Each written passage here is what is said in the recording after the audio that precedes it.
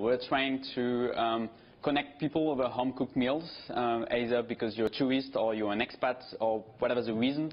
But we're having like these meals to connect culture. So you're a tourist, you're coming to Paris, you go on a platform as you explained, and you'll be able to select.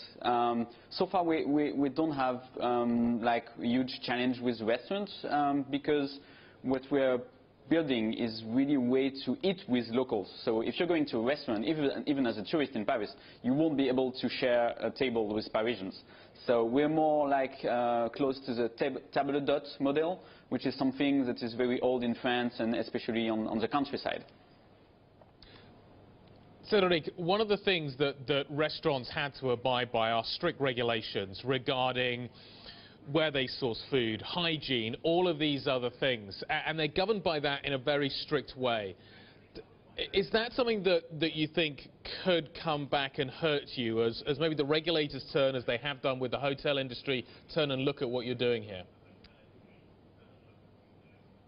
Well, yes and no. You know, regulation, they're always late in adapting to new models and new changes.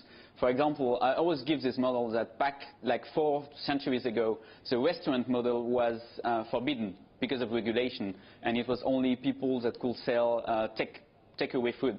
So then the regulation adapted to new models. So yes, for the moment, we're in a gray zone where our hosts can serve some food because they eat the same food and they all eat together, and so it's a like in-between model. We're not a platform to create supper clubs where you serve food to people and then you don't eat with them. So it's like inviting friends, so it's just that you ask a little bit of money because you're spending time, you're inviting them in your home, and you have some expenses. But yeah, if we're becoming too big, we'll have to deal with regulators and work on policy. Cédric, I guess what would hold me back is I would need to trust the person I go and eat with. First of all, I want to make sure that the food is good and that, of course, the place where I'm going to is safe. How do you vet people at Cookening?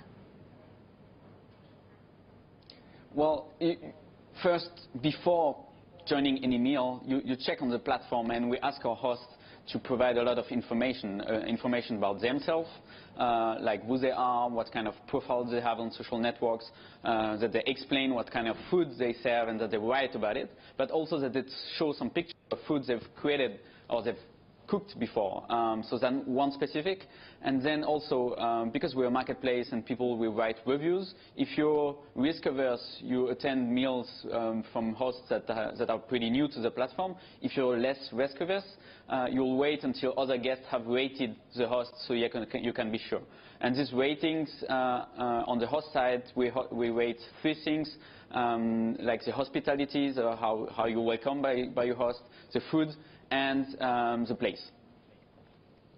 How big could this get?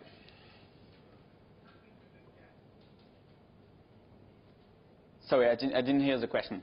How big, how scalable could this model be? You can kind of see it, I can see it working in Europe. Is it going to work elsewhere? Well, we can see it working everywhere. First, where you have a strong food culture. So, for example, beyond France, the markets that are really interesting for us are all the countries around the Mediterranean, like Spain, Italy, Turkey, Morocco, all these countries, but also South America. Why not in India also, because they have like a strong culture of hosting meals at home, so, and of welcoming strangers.